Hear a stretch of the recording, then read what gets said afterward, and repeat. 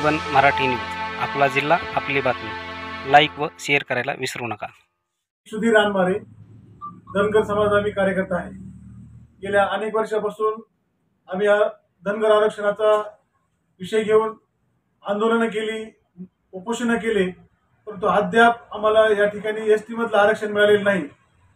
गेल्या अनेक वर्षापासून आम्ही बघतो, आमचे नेते असतील, आम्ही असताल, आमच्या समाजातील सामान्य धनगर असेल, तो रस्त्यावर उतरून आम्ही गेल्या अनेक वर्षापासून आंदोलन करतोय.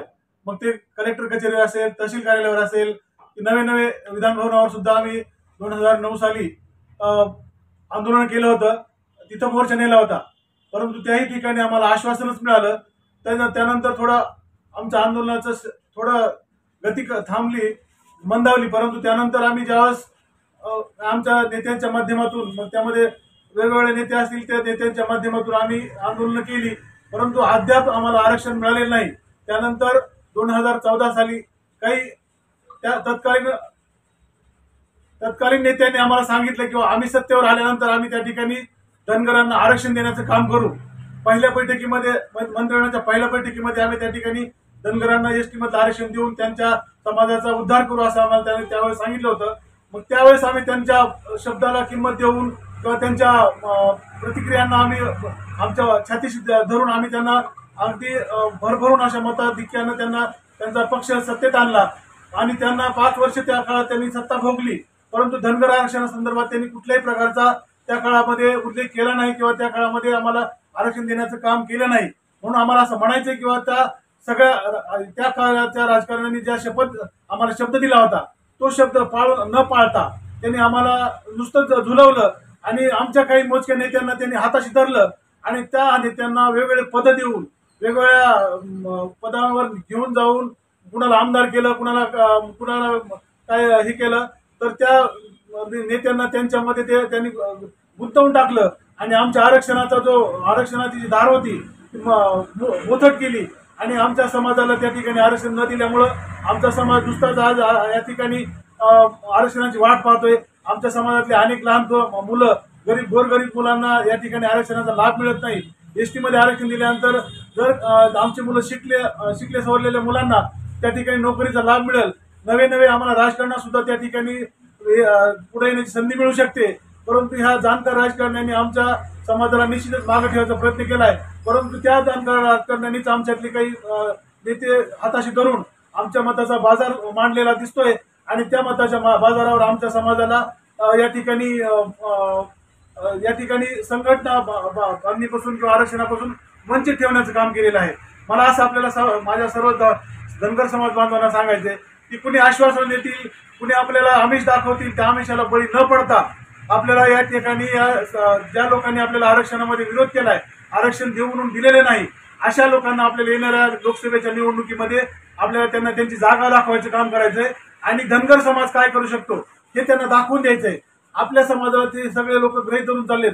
आपले मतदान आपण विचारपूर्वक करायचंय. या ठिकाणी कुठल्याही प्रकारचे कुणाच्या आमिषाला बळी न पडता आपल्याला सामर्थ्यानं येणाऱ्या काळामध्ये आपल्या तरुण मुलांना किंवा शिक्षित मुलांना न्याय मिळण्यासाठी किंवा आपल्या समाजाला या ठिकाणी नोकरीची संधी प्राप्त करून घेण्यासाठी एसटीचं जे आरक्षण आहे ते मिळवण्यासाठी ज्या लोकांनी आपल्याला विरोध केला त्या लोकांच्या पाठीमागे न राहता त्यांना त्यांची जागा दाखवून द्यायचं काम आपल्याला करायचं आहे. त्यामुळे मी आपल्या सर्वांच्या आपल्या या माध्यमाच्या माध्यमातून आम्हाला माझ्या सर्व समाज बांधवांना विनंती करायची आहे की कुणाच्याही भूलथापानं बळी न पडता आपण विचारपूर्वक मतदान करायचंय आणि जे आपल्या आरक्षणाला सकारात्मक दृष्टिकोनानं आपल्याला मदत करतील त्या लोकांना पाठीशी सामर्थ्यानं उभं राहायचं आपल्याला. एवढंच मला आपल्या सर्वांच्या या माध्यमाच्या माध्यमातून आम्हाला समाज बांधवांना हे करायचंय. कुणी म्हणतील आपल्याला आरक्षण देऊ, आमच्या पाठीशी राहा, कुणी म्हणतील आम्ही तुमच्या आरक्षणाला समर्थन देऊ, आमच्या पाठीशी राहा. परंतु गेल्या 77 वर्षापासून आम्ही बघतोय आम्हाला आरक्षणाचं मिळवायचा विषय नाही, फक्त आरक्षणाची अंमलबजावणी करायची आहे. ज्या टेक्निकल अडचणी आहेत त्या सोडवण्याचं काम आपल्याला अगोदर मंत्रालय मुंबईतून त्यांनी आपल्याला सकारात्मक जर त्यांचा ठराव दिला तर केंद्र सरकार त्या विषयावर आपल्याला एसटी आरक्षण देऊ शकतंय.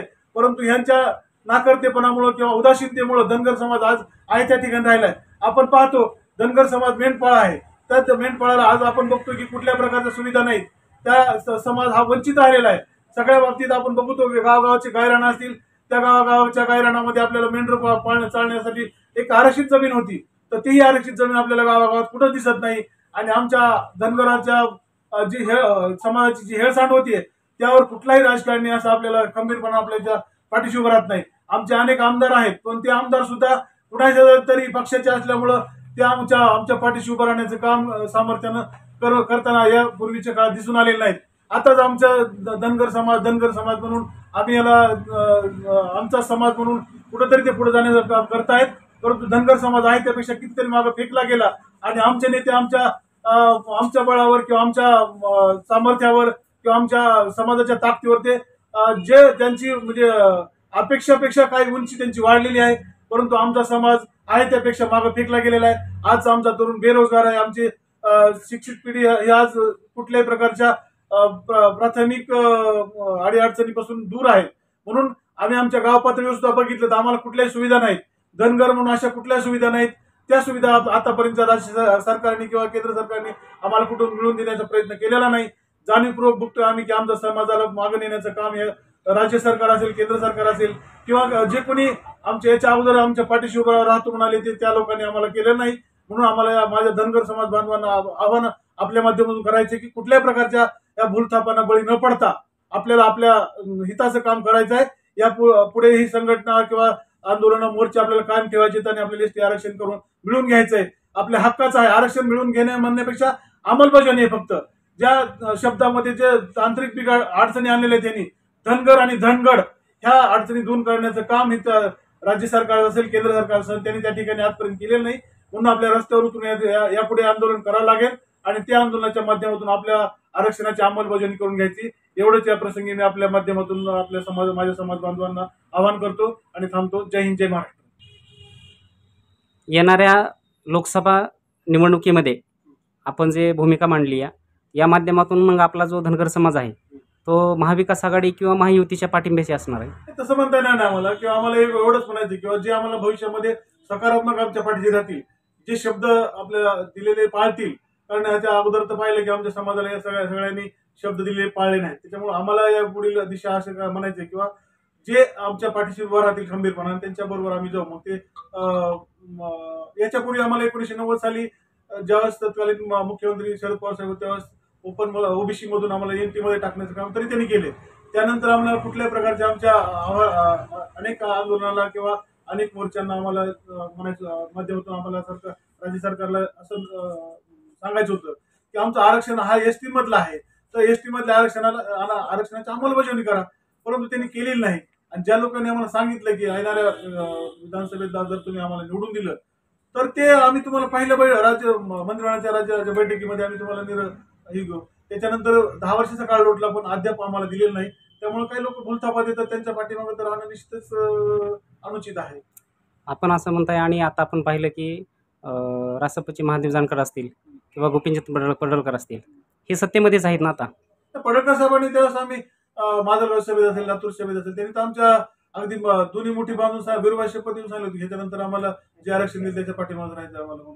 माझा बाप माझी आई जरी उभारली तरी मी त्यांना मतदान करणार नसतं तेव्हा सांगितलं होतं त्यांनी आम्हाला. आमच्याकडून वधून घेतलं होतं पण तेच त्यांच्या आज बरोबर जाऊन बसले. म्हणजे आमचा समाज एका ठिकाणी ठेवला, समाज सोडून किंवा समाजाला कुणाच तरी नेऊन बैठकीत ठेवायचं आणि त्यांना पद मिळाली की आम्हाला वाऱ्यावर सोडून द्यायचं, असं ते बरोबर नाही.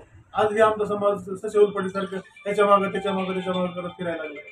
आज आम्हाला ज्याच्याकडून आशेची किरण होते आम्हाला पडळकर साहेबांकडे सुद्धा, पण पडळकर साहेबांना जेव्हा पद मिळालं तेव्हा आमचा समाज वाऱ्यावर सोडला. नुसतं बोलून आपल्या नुसतं जाहीर भाषणातून सांगायचे आणि कृतीमध्ये उतरायचं वेगळंच. त्या भूमिका राजकारणाच्या असतात. मग ते राजकारणाच्या भूमिका समाजाला नुकसानकारक होतात. म्हणून आम्हाला त्या जे पुढारी आमचे नेते होते ते पुढारी आमदार झाले, पदाधिकारी झाले, पण ते आमच्या समाजाच्या आरक्षणासाठी त्यांनी पुन्हा त्यांची जी धार होती ती बोथटली. आपल्या बीडच्या लोकसभेमध्ये पण आता दोडतले हे उमेदवारीसाठी प्रयत्न चालू होते. नाही, त्यांचा आपण व्यक्तिशः नामोल्लेख करण्यापेक्षा मला म्हणायचं किंवा समाजासाठी तुम्ही जर आरक्षण देण्याच्या भूमिकेत असाल तर तुम्ही कशाला कुणाचं हे करता पाठिंबा घेता किंवा पाठिंबा देता. समाज हा आपला अनेक प्रश्नांनी ग्रासलेला आहे. त्या ग्रासलेल्या समाजाला आपण जर एखाद्या खंबीरपणानं जर आपण आपल्या हक्कासाठी लढाई जर कायम ठेवली तर निश्चितच कुणी तर आपली नोंद घेईल. आपण कुणाच्या तरी पाठीमागे गेल्यानंतर किंवा कुणाच्या तरी सोबत राहिल्यानंतर त्यांना आपली गरज संपल्यानंतर ते आपल्याला वाऱ्यावर सोडून देईल, हे सूर्यप्रकाश येतील सत्य आहे. याच्या अगोदरही असं झालेलं आहे. त्यामुळं कोणी काय म्हणते ह्यापेक्षा मला एवढं माझ्या समाजाला सांगायचं की जे आम्हाला आरक्षणासाठी ह्याच्या अगोदर आम्हाला प्रयत्न आम्ही करून सुद्धा यश येऊ दिलं नाही, अशा लोकांच्या पाठीमागे राहणं उचित नाहीये.